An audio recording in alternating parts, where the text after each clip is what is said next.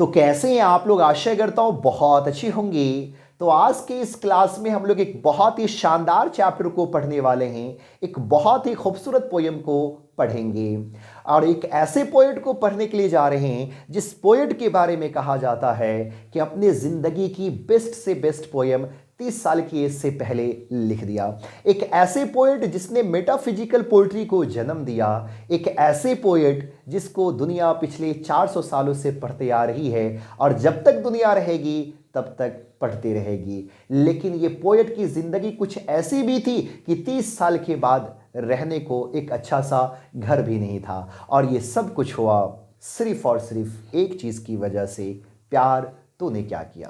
तो एक बहुत ही ब्यूटीफुल चैप्टर हम लोग पढ़ने के लिए जा रहे हैं। चैप्टर का नाम है sweetest love I do not गो और इसको लिखने का काम किया है जॉन डन।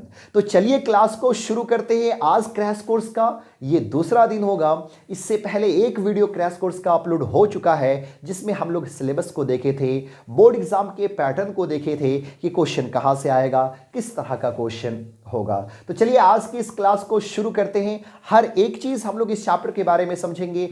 सबसे पहले हम लोग पोएट की बायोग्राफी को देखेंगे, उसके बाद चैप्टर के एक्सप्लेनेशन को देखेंगे, जो ये पोयम है पोयम के एक्सप्लेनेशन को पढ़ेंगे। उसके बाद हम लोग जो है सो ऑब्जेक्टिव क्वेश्चन की तरफ चलेंगे, समरी को भी देखेंगे जिस समरी को बोर्ड एग्जाम में लिखना होता है, और उसके बाद लाइन एक्सप्लेनेशन जो बोर्ड एग्जाम में 4 मार्क्स का पूछा जाता है उसको भी हम लोग देखेंगे। बहुत ही डीप पढ़ने वाले हैं पोयम को। अगर ये क्लास आप अटेंड कर लेते हैं तो शायद कभी भी आपको sweetest love I do not गो पढ़ने की जरूरत नहीं पड़ेगी अगर आगे कभी पढ़ना चाहते हैं इस पोयम को। तो चलिए हम लोग कहानी को शुरू करते हैं, कविता को शुरू करते हैं और पढ़ने की कोशिश करते हैं। लेकिन उससे पहले आपसे एक छोटा सा रिक्वेस्ट है कि अगर आप हमारे चैनल पे पहली बार विजिट कर रहे हैं तो प्लीज चैनल को सब्सक्राइब कर लीजिए, वीडियो को लाइक कीजिए और वीडियो अच्छा लगता हो तो दोस्तों को शेयर करना ना भूलें।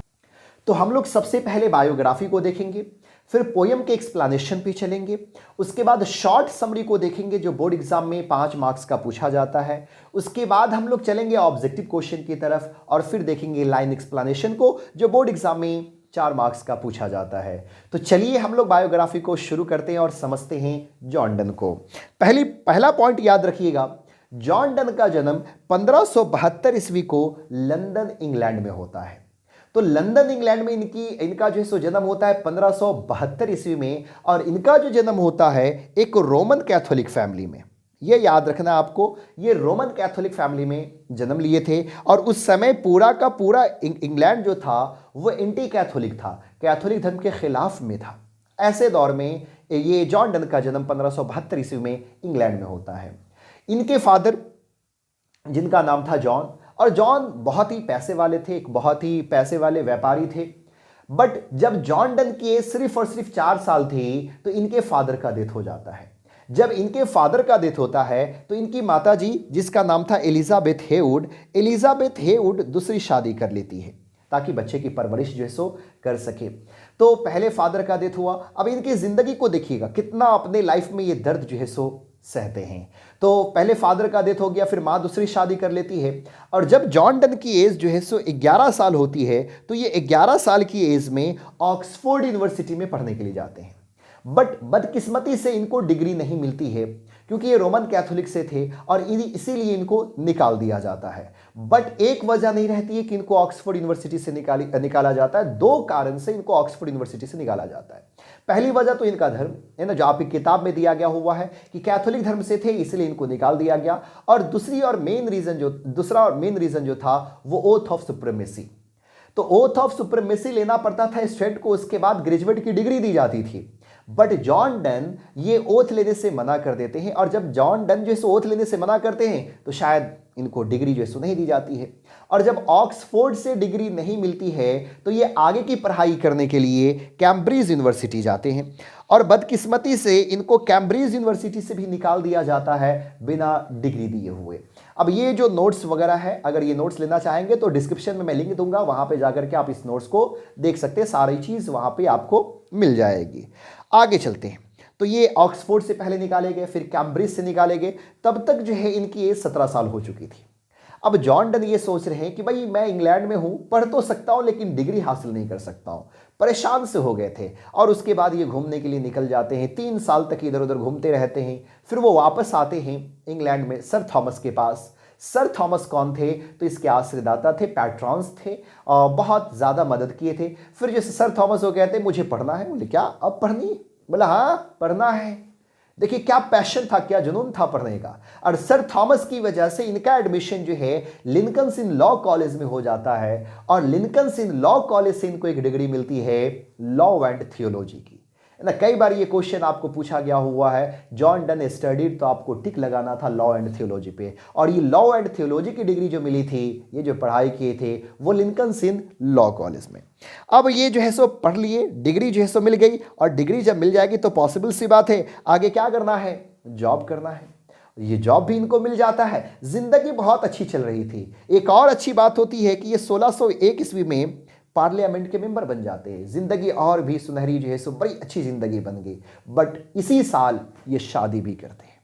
और शादी के बाद मानो जिंदगी बर्बाद सी हो जाती है। शादी ये करते हैं एन मोर से करते हैं। और ये एन मोर कोई और नहीं थी, याद कीजिए सर थॉमस को, सर थॉमस की भतीजी ही थी। तो सर थॉमस उस समय जॉन डन की एज जो थी वो लगभग 28-29 साल थी। और एनी मोर जो है या एन मोर सिर्फ और सिर्फ 16 साल की थी। दोनों में प्यार होता है, प्यार का खुमार चढ़ता है। फिर दोनों जो है सो कोर्ट मैरिज कर लेते हैं, शादी कर लेते हैं, चुपके चुपके शादी करते हैं। और जब सर थॉमस को पता चलता है तो सर थॉमस ही जॉन डन पे केस कर देते हैं। और इसके लिए कुछ दिनों के लिए जॉन डन को जेल जाना पड़ता है। सिर्फ जॉन डन को ही जेल नहीं जाना पड़ता है, बल्कि जो पादरी इनकी शादी कराए थे उनको भी जेल जाना पड़ता है। बट जॉन डन केस जीत जाते हैं और कुछ दिन तक ही जेल में जो सो रहते हैं। फिर उनको जो है सो बाहर भेज दिया जाता है। और यही सर थॉमस बाद में दहेज देकर के अपनी भतीजी को जो है सो विदा करते हैं। बट अब जेल से बाहर तो आ गए हैं, लेकिन शायद जो जॉब था वो जॉब हाथ से निकल गई। ये पार्लियामेंट के जो मेंबर थे वो अब खत्म। अब रहने के लिए सही एक अच्छा सा घर भी नहीं था। इधर उधर अपनी जिंदगी जो सो गुजार रहे थे। और बाद में तो कुछ जिंदगी ऐसी हो जाती है कि कभी इस चर्च पे कभी उस चर्च पे जो सो अपनी जिंदगी जो सो गुजारते हैं। बट अपने वाइफ से बहुत ज्यादा मोहब्बत करते थे, कभी वाइफ को अकेला नहीं छोड़े। आगे चलिएगा, बात याद रखना है, जब जॉन डन की एज जो है सो 42 साल थी, तो 42 साल की एज में 1615 ईस्वी में एंग्लिकन चर्च के ये प्रीचर बन जाते हैं, है ना। एंग्लिकन चर्च के प्रीचर जो है सो बन जाते हैं। और इसके लगभग 2 साल बाद ही जो है 1617 ईस्वी में जिस वाइफ से ये बहुत ज़्यादा मोहब्बत किया करते थे, एन मोर से, एन मोर का डेथ हो जाता है 12वें बच्चे की जन्म देने के बाद। हाँ सही आपने सुना, 12वें बच्चे के जन्म देने के बाद एन मोर का डेथ हो जाता है 1617 ईस्वी में। उसके बाद 1621 ईस्वी में ये सॉन पॉल कैथेड्रल के डीन बन जाते हैं। और 1631 ईस्वी में जॉन डन का भी डेथ हो जाता है। तो इतनी शॉर्ट चीज़ें आपको याद रखना है बायोग्राफी जॉन डन के बारे में। अब चलिए हम लोग जो चलते हैं पोयम के तरफ। बहुत ही शानदार पोयम का नाम है sweetest love I do not go. चलिए sweetest love I do not go को हम लोग समझते हैं, लाइन बाय लाइन देखते हैं, इस चैप्टर को पढ़ने की कोशिश करते हैं। सबसे पहले मैं बता दूं कि ये जो आपका sweetest love I do not गो है, ये एक सॉन्ग है। जॉन डन सॉन्ग भी लिखते थे, सटायर, एलिजीज, हारमोन्स, है ना, ये सोनेट, ये सब लिखा करते थे। तो ये आपको sweetest love I do not गो एक सॉन्ग है, एक गीत है। और इस पोयम में टोटल 5 स्टेंजा है। पांचों स्टेंजा में 8-8 लाइन यूज किया गया हुआ, यानी कि टोटल इसमें 40 लाइन है। ये चीजें याद रखिएगा। अगर आपको क्वेश्चन पूछ दिया जाए कि sweetest love I do not go is dash poem, तो आपको तो पहले टिक लगा देना है लिरिक पे जो है, लेकिन ये क्वेश्चन पूछा जा सकता है तो लिरिक पे जो है सो टिक लगा दीजिएगा। चलिए अब हम लोग चलते हैं पढ़ते ये पहले स्टेंजा को। बट यहाँ पे बच्चे का सवाल जो है इस बच्चे के मन में चलता रहता है, sir sweetest love I do not go, go का स्पेलिंग तो GO होता है, बट यहाँ पे GOE दिया हुआ, ऐसा क्यों? तो मैं आपको बता दूं कि ये ओल्ड स्पेलिंग है, ओल्ड इंग्लिश में लिखी गई हुई है। और ओल्ड इंग्लिश में स्पेलिंग जो है ना वो कुछ अलग हुआ करता था। जैसे कि अभी आप लोग गो लिखते हैं, हम लोग गो लिखते हैं, लेकिन पहले जो है सो GOE लिखा करते थे। अभी हम लोग जो है सो मी लिखते हैं, ME मी, लेकिन पहले MEE मी लिखा जाता था। अभी हम लोग लिखते हैं सन, SUN सन, लेकिन पहले SUNNE सन जो है सो लिखा जाता था। तो चलिए समझ गए होंगे, उम्मीद करते हैं इस चीज़ को कि गो का स्पेलिंग GOE क्यों है। चलिए पहले इस्तिंजा को पढ़ते हैं और देखने की कोशिश करते हैं, समझने की कोशिश करते हैं कि क्या कहते हैं poet. Sweetest love I do not go for weariness of thee, nor in the hope the world can show a fitter love for me, but since that I must die at last, this best to use myself in jest, thus by feigned death to die. बहुत ही शानदार line. तो अब इसको समझिएगा poet क्या कहते हैं। होता क्या है कि वक्त था 1610 ईस्वी का। जॉन डन जर्मनी जा रहे होते हैं और जब वो जर्मनी जा रहे होते हैं तो उस समय जर्मनी में युद्ध का माहौल था, वहाँ पे सिविल वार चल रहा था। तो इनकी पत्नी जो है, और ये फर्स्ट टाइम था जब वो शादी किया और अपनी पत्नी को छोड़ करके वो अकेले कहीं विजिट पे जो सो जा रहे हैं। तो जब वो जर्मनी जा रहे होते हैं तो उनकी पत्नी कहती है कि आप वहाँ ना जाएं, वहाँ युद्ध का माहौल चल रहा है, आप कहीं जख्मी हो जाए, बीमार पड़ जाए, आप कहीं आपका डेथ हो जाए। तो उसकी पत्नी समझाती है इसलिए कि वहाँ पे युद्ध चल रहा है। जॉन डन को ऐसा लगता है कि शायद मेरी वाइफ ऐसी बात इसलिए बोल रही है, कौन, एनी मोर, याद होनी चाहिए, एनी मोर या एन मोर, ये नाम याद रखिएगा। ये ऐसा इसलिए बोल रही है कि इसको ऐसा लगता है कि शायद अब मैं इससे प्यार नहीं करता हूँ, शायद इसलिए ये चीज़ें कह रही है। तो ये बातें होती हैं, बट जॉन डन उनको समझाते हैं, अपनी वाइफ को समझाते हैं और ये समझाते हुए कहते हैं, sweetest love I do not go for weariness of thee, nor in the hope the world can show a fitter love for me. मेरी प्रिय महबूबा, स्वीटेस्ट लव का मतलब क्या होता है, बिलवेड। तो वो अपने बिलवेड से कहते हैं कि मेरी प्रिय महबूबा, मैं इसलिए नहीं जा रहा हूं कि मैं तुमसे थक चुका हूं, और नहीं तो इस उम्मीद में जा रहा हूं कि इस दुनिया में मुझे तुमसे बेहतर प्यार करने वाला मिल जाए, मुझे इस दुनिया में तुमसे बेहतर प्यार मिल जाए। नहीं, मेरी ऐसी कोई भी जो चाहत नहीं है, मैं तुमसे थका भी नहीं हूं, नहीं तो प्यार की चाहत में मैं जा रहा हूं, बल्कि मुझे एक न एक दिन मरना है, मुझे तुमसे अलग रहना है। तो मैं उसी चीज को देखने के लिए जा रहा हूं कि क्या मैं तुम्हारे बिन रह पाऊंगा या नहीं रह पाऊंगा, और जब तक मैं तुमसे अलग रहूंगा वो मेरे लिए मौत के बराबर ही होगा। उस झूठी मौत को मैं देखने के लिए जा रहा हूं। यहां पे मैं सारा एक्सप्लेनेशन दे दिया हूं, हिंदी में आपको दे दिया हूं ताकि आपको बेहतर तरीके से समझ में आए। ये पोयम के लाइन बाय लाइन, पोयम का लाइन बाय लाइन मैं हिंदी लिखने की कोशिश जो है सो किया हूं, और उसका डीपली एक्सप्लेनेशन जो है सो यहाँ पे नीचे हिंदी में ही लिख दिया हूं ताकि आप बेहतर तरीके से समझ सकें। तो पोएट अपने वाइफ को इस तरह से दिलासा दिला रहे हैं कि मैं इसलिए नहीं तुमसे दूर जा रहा हूं कि मैं तुमसे थक चुका हूं, नहीं तो इस उम्मीद में जा रहा हूं कि इस दुनिया में मुझे तुमसे बेहतर प्यार करने वाला मिल जाएगा, बल्कि मुझे एक न दिन मरना है और मुझे तुमसे अलग रहना है। तो उसी झूठी मौत को मैं देखने के लिए जा रहा हूं। जब तक मैं तुमसे अलग रहूंगा वो मेरे लिए झूठी मौत होगा। तो खुद को मैं बहलाना जो है सो अच्छा समझता हूं, तो इसी चीज़ को मैं देखने के लिए जा रहा हूं। अब बताइए, एक पोएट अपने वाइफ को कितने अच्छे से दिलासा दिला रहे हैं, है ना, अपने वर्ड का यूज़ करते हुए दिला रहे हैं कि भाई मैं जा रहा हूँ, घबराओ नहीं, बस मुझे एक चीज़ देखना है कि क्या मैं तुम्हारे बिन रह पाऊंगा या नहीं रह पाऊंगा, तुमसे थका नहीं। इस अंदाज में एक पोएट अपने वाइफ को समझा रहे हैं। और माशाल्लाह हमारे बिहार में देखिएगा, बिहार में जब लोग प्रदेश जाते हैं, जब लोग जो है सो दूसरे जो है सो राज्य में जाते हैं कमाने के लिए, तो देखिएगा आज भी परंपराएं होती बिहार में ये चीज़ें कि घर के लोग जो है उनको थोड़ा दूर तक छोड़ने के लिए जाएंगे जहाँ से उनको गाड़ी जो है सो पकड़ना है। बट जब जो है वो बंदा कहीं बाहर जाने वाला होता है तो उनकी वाइफ 2-3 दिन पहले से मुंह फुला करके बैठी हुई रहेगी। अब वो जब बैठी हुई रहेगी, जाने का जब वक्त होगा तो पति उससे मिलने के लिए जाता है, कुछ नहीं बोलती, नक न बक कुछ नहीं बोलती है। अब पति समझाते हैं, अरे कुछ नहीं होगा, घबराओ नहीं, सब तो घर के लोग। तब वो पत्नी रिप्लाई करती है, ना ना ना ना, तू रहो तो बहुत अच्छा रहो। अब पति बोलता है, अरे नहीं नहीं घबराओ नहीं, घर के सब लोग हैं तो अपने, ना ना तू रहो तो बात कुछ और रहे। अब जब ये नहीं समझते हैं तो अब क्या किया जाता है, हमारा बिहारी कल्चर, ला ला फट्टा ला फट्टा ला, लाठी ला लाठी ला। अब उसी से समझाते हैं। देखिए फ़र्क क्या है, वो पोएट है एक वर्ड का इस्तेमाल कर रहे हैं और हम लोग लाठी फट्टा का इस्तेमाल कर रहे हैं, उसके बाद फिर कहे लगे कुछ बोले। तो ये हालात है हमारे बिहार का, ये चीज़ें देखने को मिलता है और ये भी एक परंपराएं हैं। तो पोएट अपने शब्दों का इस्तेमाल जो है सो करते हैं और हम लोग लाठी डंडों का इस्तेमाल जो है सो करते हैं। लेकिन शब्दों का इस्तेमाल वहीं पे कीजिए जब उस वर्ड को समझ पाए सामने के बंदा जो है ना। ऐसा नहीं हो कि आप वर्ड का तो इस्तेमाल कर रहे, बहुत अच्छे अच्छे वर्ड का इस्तेमाल कर रहे, लेकिन बंदा, सामने वाला बंदा समझ ही नहीं रहा हो। वो एक बहुत ही फेमस पोएट, वो जहाँ भी जाता था वो कविता लिख देता था उस चीज़ को देख करके जो है। और एक कवि की एक आदत होती है कि जिस चीज़ को देखो उस पर भाई लिखने की कोशिश करो। जैसे साइंटिस्ट होते हैं ना, रिसर्च करते रहते हो, वैसा ही पोएट भी होते हैं। और एक कहावत भी, जहाँ तक न पहुँचा रवि वहाँ पहुँचा कवि, यानी कि जहाँ तक सूरज की रोशनी नहीं पहुँच सकी वहाँ जो है सो कवि का जो है सो कलम जो है सो पहुँच जाता है। तो एक बहुत ही फेमस पोएट हर एक चीज़ पे अपनी कविता जो है सो लिख देता था, बट बदकिस्मती से उनकी शादी जो है गाँव घर के एक जाहिल लड़की से हो जाती है, क्योंकि अरेंज मैरिज था, मम्मी पापा की पसंद थी। अब शादी तो हो जाती है, बंदा ले आता है अपनी पत्नी को घर पे, जो है फर्स्ट नाइट रहता है।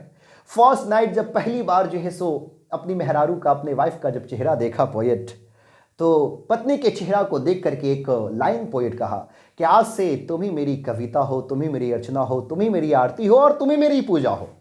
और जानते ही हैं आप लोग कि हिंदू धर्म में ये चारों के चारों शब्द कितने पवित्र हैं कि तुम ही मेरी आरती हो, तुम ही मेरी अर्चना हो, तुम ही मेरी कविता हो और तुम ही मेरी पूजा हो। जब पोएट ने ये सेंटेंस कहा तो पत्नी अपने मन में सोची, बंदा बड़ा ईमानदार लग रहा है। अब वो जो है सो बोली, है ना, क्या बोली, अब वो मन में सोचती कि भाई बंदा बड़ा ईमानदार लग रहा है, आज फर्स्ट नाइट है, आज पहली मुलाकात है। और पोएट जो है, सामने वाला बंदा जो सब कुछ बता दिया कि इसके पास्ट में कौन कौन थी, आरती भी थी, अर्चना भी थी, कविता भी थी और पूजा भी थी। अब ये बंदा कहा किसी और सेंस से, वो समझ ली किसी और सेंस से। फिर उसकी पत्नी कहती है, उसकी मेहरारू कहती है, आप बड़े ईमानदार लग रहे, और जब आपने ईमानदारी से सब कुछ बता ही दिया तब हमारा भी सुन ही लीजिए।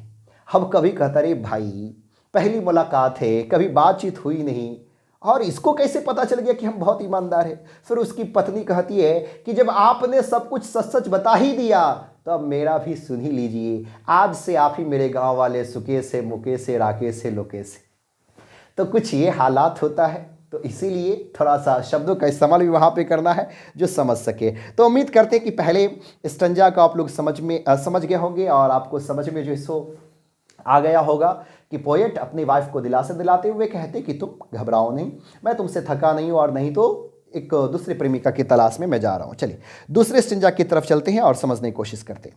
यस्टर night the sun went hence and yet is here today, he hath no desire nor sense nor half so short away, then fear not me but believe that I shall make speedier journeys since I take more wings and spirits than he। अब यहां पे poet दूसरे स्टिंजा में सूरज का example देते हुए अपने wife को समझा रहे हैं। अब क्या कह रहे हैं, तो देखिए पोएट कहते हैं, yesternight the sun went hence and yet is here today, कल की रात, कल की शाम, यस्टर नाइट मतलब कल की रात, सूरज हमारे आंखों से ओझल हो चुका था और आज की सुबह हमारे सामने आ चुका है।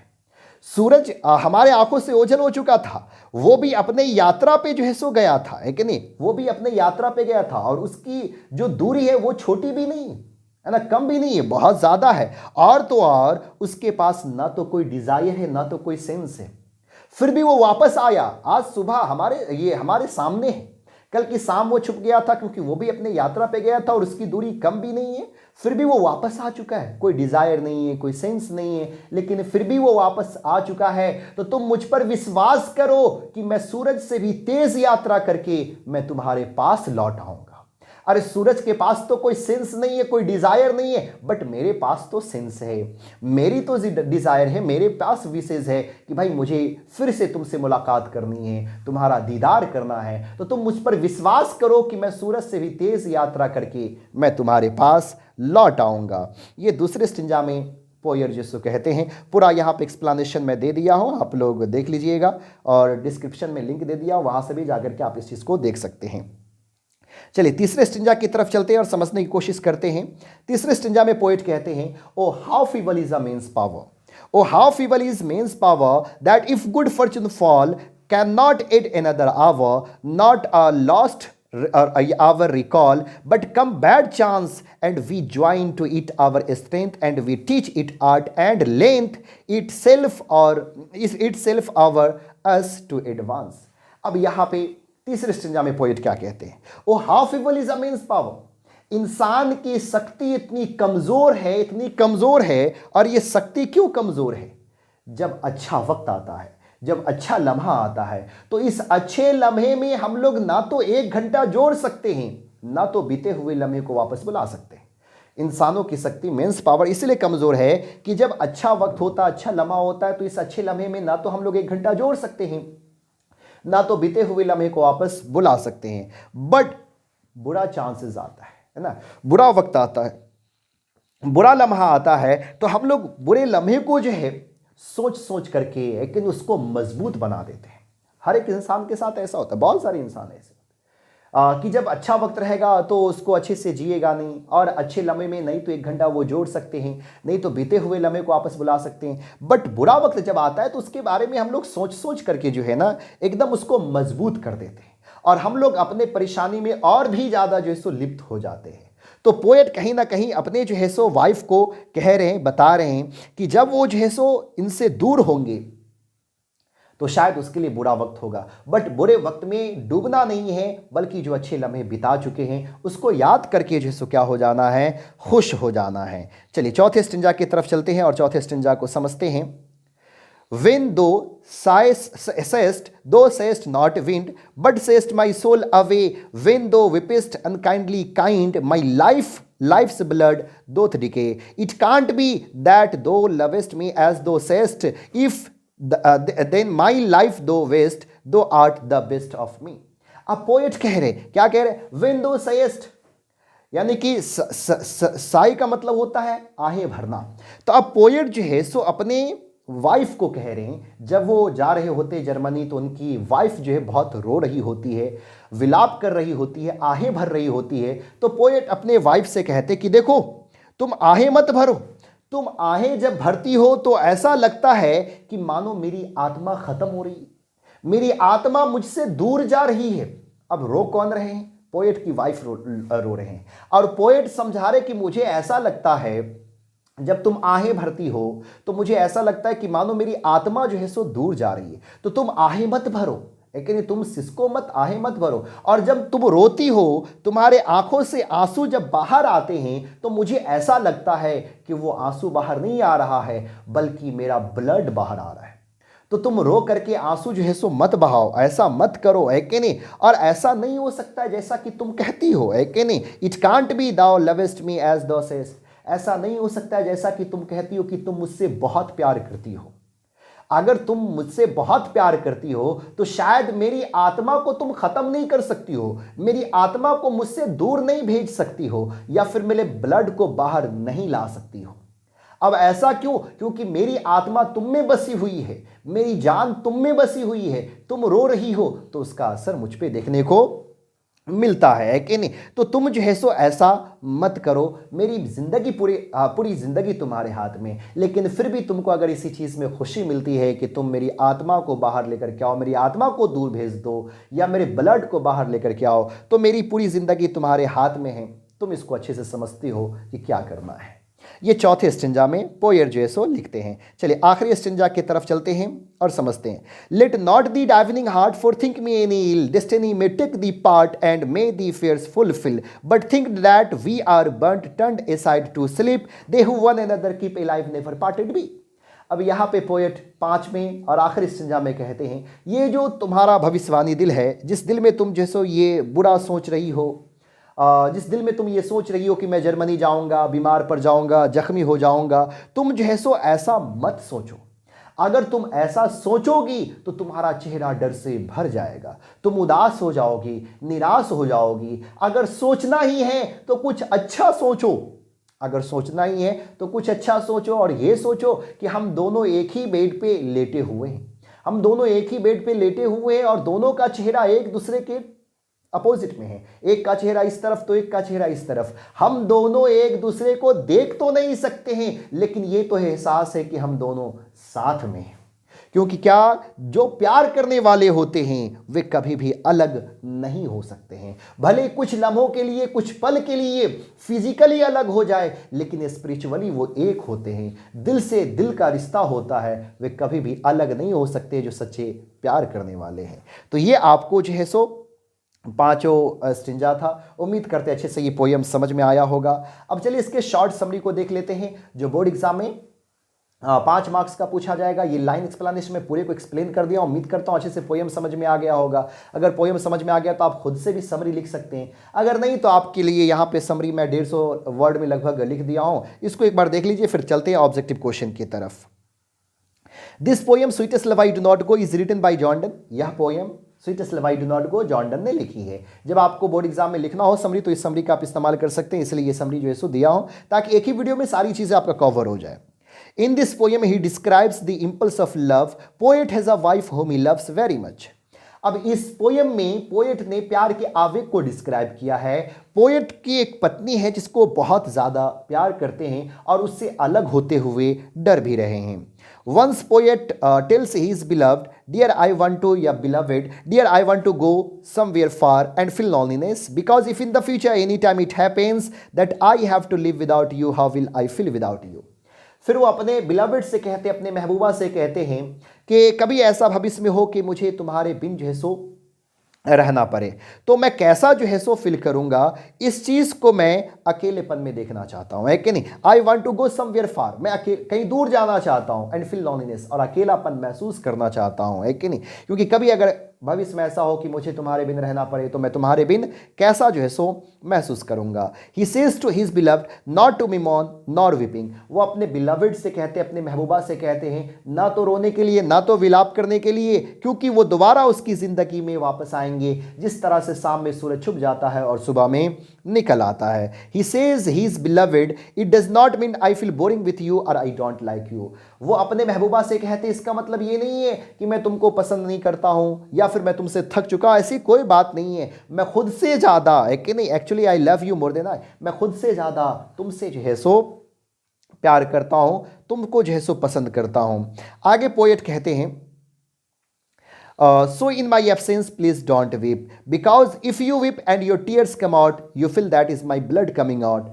इसलिए मैं जब चला जाऊं तो आप रोने का नहीं, उदास नहीं होने का, क्योंकि अगर तुम रोती हो और तुम्हारे आंखों से आंसू बाहर आते हैं तो समझ जाना मेरा ब्लड जो सो बाहर आ रहा है। He says he is beloved that we both are made for each other and we can't live without each other. वो अपने बिलव्ड से कहते कि हम दोनों एक दूसरे के लिए बने हुए हैं और अलग नहीं रह सकते हैं। तो जब बोर्ड एग्जाम में अगर sweetest love I do not गो का समरी पूछ दे तो इस चीज को आप लोग लिख सकते हैं। अब हम लोग चलिए ऑब्जेक्टिव क्वेश्चन की तरफ चलते हैं और ऑब्जेक्टिव क्वेश्चन को देखते हैं जो बोर्ड एग्जाम में पूछा जाता है, उसको हम लोग समझ लेते हैं। तो पहला क्वेश्चन है sweetest love I do not go is a dash. Sweetest love I do not go क्या है? तो कुछ देर पहले आप लोग को बताया हूं कि sweetest love I do not go क्या है, एक लिरिक है, तो सही आंसर सी हो जाएगा। सोनेट तो है नहीं, बैलेड तो है नहीं, ओड तो है नहीं, तो ये लिरिक होगा, सही आंसर जो है सो सी हो जाएगा। The sun does not have, सूरज के पास क्या नहीं है कि नहीं, माइंड नहीं है, डिजायर या सेंस नहीं है, सोल नहीं है या बॉडी नहीं है। तो शायद याद होगा जब मैं पोएम को एक्सप्लेन कर रहा था, है कि नहीं, तो वहां पे क्या बताया था, डिजायर एंड सेंस जो है, तो सही आंसर बी हो जाएगा। अगले क्वेश्चन की तरफ चलते हैं। Sweetest love I do not go is of dash stanza. Sweetest love I do not गो में टोटल कितना स्टेंजा है, एक के नहीं, 4 है, 5 है, 6 है या 7 है। तो अगर अभी पूरा वीडियो आप देखेंगे तो पता चल गया होगा कितने स्टेंजा है इसमें, 5 स्टेंजा है, तो सही आंसर क्या हो जाएगा, बी हो जाएगा। अगले क्वेश्चन की तरफ चलते हैं। The line nor in the hope the world can show off love for मी, ये किस चैप्टर से लिया गया हुआ है? तो आप सबको मालूम है sweetest love I do not गो से ही, तो सही आंसर सी होगा। अगले क्वेश्चन की तरफ चलते हैं। दैट दो लवेस्ट मी एज दो सेस्ट, ये भी लाइन कहाँ, sweetest love I do not गो से ही लिया गया हुआ है, सही आंसर ए होगा। Which type of lover never part away, किस तरह के लवर कभी अलग नहीं हो पाते हैं, तो सही आंसर क्या होगा, ट्रू लवर्स जो है, तो सही आंसर सी हो जाएगा। अगले क्वेश्चन की तरफ चलते हैं। Who can't add another hour when good fortune fall, है नहीं, कौन जो है सो एक हु कांट एड, तो कौन जैसे 1 घंटा नहीं जोड़ सकता है जब अच्छा वक्त होता है, ना तो बीते हुए लम्हे को बुला सकता है, तो वो मैन होगा, मैंस पावर, है कि नहीं, वो how feeble is a man's power जो पोइट कहते हैं, तो सही आंसर हो जाएगा डी जो है ना। अगले क्वेश्चन की तरफ चलते हैं। The speakers blood decay when the beloved, तब यहां पे कह रहे हैं कि जो स्पीकर्स है उसका ब्लड कब बाहर आएगा, जब वो रोएगी, है ना, तो यहां पे हो जाएगा विप जो है। अगला क्वेश्चन है the speaker soul go away when the beloved, और स्पीकर जो है यानी कि जॉन डन जो है उसकी आत्मा दूर उससे कब जाएगी, जब वो आहे भरेगी, है कि नहीं, यानी कि सा ये हो जाएगा, सही आंसर ए होगा। अगला क्वेश्चन है Donne study law and read. John Donne जो है वे लॉ पढ़ते हैं और क्या जो है सो ये लॉ की स्टडी करते हैं और रीड क्या करते हैं, तो ये थियोलॉजी जो है ना, तो थियोलॉजी और लॉ की पढ़ाई करते, तो सही आंसर ए हो जाएगा। The poet tells about dash in sweetest love I do not go. Poet जो है वो क्या बताते हैं sweetest love I do not गो में, तो वो ये किसके बारे में बताते हैं, बिलवड एंड लव, लव के बारे में बताते हैं। अगला क्वेश्चन है man's power is dash when he is good fortune fall. तो मैंस पावर क्या है, बहुत ही कमज़ोर है, सही आंसर ए हो जाएगा। आप लोग खुद जो है सो ऑब्जेक्टिव बना देंगे, अगर पढ़ लिए हैं तो आराम से क्वेश्चन सॉल्व हो जाएगा, ऐसा हो ही नहीं सकता कि आप क्वेश्चन सॉल्व ना कर पाए। Dash has been described as a metaphysical poet. Metaphysical poet किसे कहा जाता है, तो जॉन डन को कहा जाता है, तो सही आंसर जो है सो ए हो बी हो जाएगा। Whose tears are like blood. किसका आंसू जो है ब्लड के जैसे है, तो डॉन्स बिलवड हो जाएगा, सही आंसर डी हो जाएगा। अगला क्वेश्चन है John Donne is going to dash leaving his wife behind. John Donne कहाँ जा रहे होते हैं, जर्मनी, सही आंसर ए होगा। अगले क्वेश्चन की तरफ चलते हैं। Sweetest love I do not go has been addressed to. Sweetest love I do not go किसको एड्रेस किया गया हुआ है, ऑप्शन देखिए, टिक लगा दीजिए, सही आंसर यहाँ पे वाइफ हो जाएगा, सी होगा। John done thinks that dash is certain, है ना, क्या निश्चित है, फिक्स है, उसको होना ही है, तो डेथ है। जिसको जिंदगी मिली है ये चीज़ तो फिक्स है कि मरना तो तय है, एक ना एक दिन आप मरेंगे ही।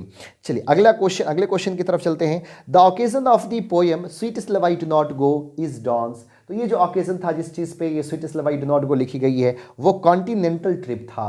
जो भी यूरोप के देशों का भ्रमण करते तो उसको कॉन्टिनेंटल ट्रिप कहते, तो सही आंसर ए हो जाएगा।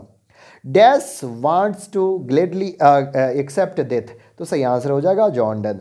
Sweetest love I do not go may be compared with Shakespeare. तो sweetest love I do not go जो है वो विलियम शेक्सपियर की किस पोयम से तुलना की जा सकती है, the marriage of true minds. The marriage of true minds भी एक बहुत ही शानदार पोयम है जिसमें एक सच्चे लव को बताया गया हुआ है कि एक सच्चा लव क्या होता है, तो उसकी ये sweetest love I do not गो की तुलना जो है ना the marriage of true mind से की जा सकती है। John done feels that A dash is very hopeless. तो ये इंसान ही है होपलेस, जॉन डन को ऐसा लगता है कि इंसान बहुत ही ज़्यादा होपलेस होते हैं। They who one another keep alive never parted be, ये डायरेक्टली पोयम के लाइन को उठाया गया हुआ है और आगे के वर्ड को हटा दिया गया हुआ है, तो they who one another keep alive never parted be, सही आंसर डी हो जाएगा। Sweetest love I do not go is written by, किसने लिखा, तो जॉन डन ने लिखा, सही आंसर सी होगा। John done the poet John Donne is better than the dash. तो पोएट जो है जॉन डन वो किससे बेहतर हैं, तो ये किससे बेहतर है, तो सूरज से बेहतर है, सही आंसर ए हो जाएगा। अगला क्वेश्चन है sweetest love I do not go was written in, sweetest love I do not go कब लिखी गई थी, तो ये 1611 ईस्वी में जो है सो लिखी गई थी। अगला क्वेश्चन कह रहा है John Donne wants to go away because he is not tired of his beloved, सही आंसर डी होगा। अगले क्वेश्चन की तरफ चलते हैं। Sweetest love I do not go is dash. Sweetest love I do not go क्या है, तो ये एक लव पोयम है, सही आंसर सी होगा।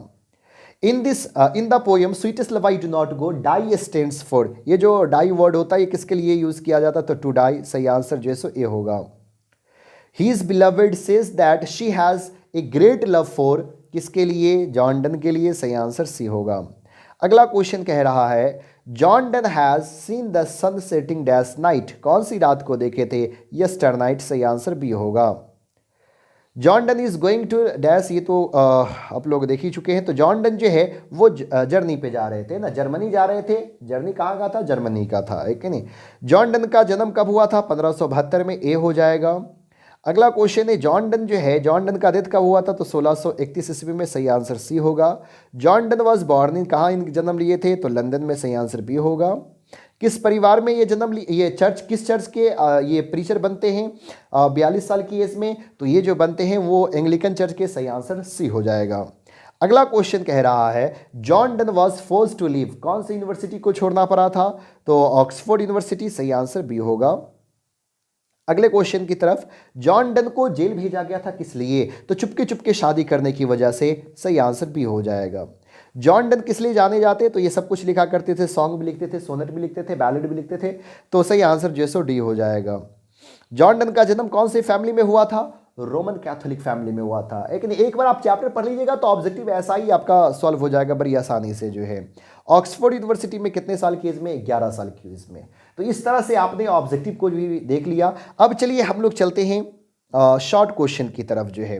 Y does the poet want to part away from his beloved? ये अपने बिलव्ड से दूर क्यों जाना चाहते हैं? The poet wants to experience death in those short time when he is separated from his love. तो जब वो ये दूर इसलिए जाना चाहते हैं क्योंकि वो मौत को एक्सपीरियंस करना चाहते हैं, और जब तक वो अपने महबूबा से दूर रहेंगे वो मौत के बराबर होगा। तो उस मौत को देखने के लिए जा रहे हैं, बस इतना लीजिए काफ़ी है। In what way the lovers remain United? किस तरह से लवर्स जो है सो यूनाइटेड होते हैं, एक होते हैं? तो their love is so pure that keeps them A life in their heart. तो अगर एक सच्चा प्यार होता है ना, तो अगर सच्चा प्यार है तो वो अपने दिल में रखते हैं, और जब दिल में रहेंगे तो इस तरह से वो यूनाइटेड रहेंगे। तो ये चीज़ें आप लोग को देख लीजिए। अगला है what makes man's power feeble? इंसान की शक्ति को क्या कमज़ोर बना देता है? तो गुड फॉर्चून जो है। अब जब गुड फॉर्चून रहता है can't last till the end. जो गुड फॉर्चून है, जो अच्छा लम्हा है, वो हमेशा के लिए रहने वाला नहीं है, और शायद यही चीज़ें हमारी शक्ति को कमज़ोर कर देता है। What are the things that sun does not have? वे कौन कौन सी चीज़ें हैं जो सूरज के पास नहीं है? तो सूरज के पास तो एक बिलवेड नहीं, उसके पास कोई भी महबूबा नहीं है कि वो जल्दी से वापस आ जाए। So he has no desire nor motive to return quickly. तो इसलिए उसके पास कोई भी डिज़ायर नहीं है, कोई भी विशेष नहीं है कि वो जल्दी से वापस जो है सो आ जाए। अगला क्वेश्चन है कि how do sighing and weeping affect the speaker? कैसे? तो अगर आहे भरेगी तो आत्मा जो है उनका सुल दूर जाएगा, और अगर वो रोएगी तो उसके आंखों से बाहर आएगा। तो वो आंसू जो है नहीं, बल्कि क्या बाहर आएगा? ब्लड जो है। अब ये आखिरी क्वेश्चन है लाइन एक्सप्लेनेशन, जो बोर्ड एग्जाम में 4 मार्क्स का पूछा जाता है। अगर बोर्ड एग्जाम में कोई भी question sweetest love I do not गो से पूछ दे, बहुत ही आसान तरीका है, इस तरह से आपको सॉल्व कर देना। लाइन को पहचान लीजिएगा। लाइन को पहचानना भी बहुत आसान है। अगर आप पोयम पढ़े हुए रहते हैं तो आप आराम से पहचान लेंगे। नहीं तो यहाँ पे मैट्रिक्स दे दिया हूँ हर एक पोयम के लाइन को पहचानने के लिए। कोई भी पोयम का लाइन देखिए, अगर उस पोयम के लाइन में ओल्ड स्पेलिंग यूज किया गया हुआ रहेगा, है ना, ओल्ड स्पेलिंग, जैसे भी कुछ देर पहले बताया हूँ, गो का स्पेलिंग होता है GO, लेकिन पहले के दौर में लिखा जाता था GOE जो है। अभी लिखते हम लोग ME, लेकिन पहले MEE लिखा करते थे। अभी लिखते THE, लेकिन पहले THEE लिखा करते थे।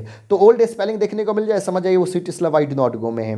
और उसके बाद इसका एक्सप्लेन कर देना है। सब में 2 स्टिंजा में आपको लिख देना है। पहले तो आप लिख दीजिए इस स्टिंजा के बारे में कि स्टिंजा किस चैप्टर से लिया गया हुआ और इसके लिखने वाले कौन है। तो आपको लिख देना है the given stanza has been taken from the poem sweetest love I do not go which is written by John Donne, और एक उसके फैक्ट को लिख दिए कि John Donne is a metaphysical poet. और उसके बाद आप पैराग्राफ चेंज कीजिए और उस लाइन के बारे में कुछ आप जो है सो लिख दीजिए, जैसे कि यहाँ पे आप लोग देख पा रहे होंगे। तो उम्मीद करते हैं कि इस तरह से आपको ये चैप्टर पूरा कंप्लीट हुआ और समझ में आया होगा। तो कैसा था ये चैप्टर आप लोग ज़रूर जो है सो बताइए, कमेंट कीजिए। अगर वीडियो अच्छा लगा हो तो दोस्तों को शेयर करना मत भूलिए। फिर हम लोग जो है सो बहुत जल्दी मिलते हैं दूसरे लेक्चर में। आज की क्लास को यहीं पर रहने देते हैं, फिर मिलता है अगले वीडियो में। तब तक के लिए बाय।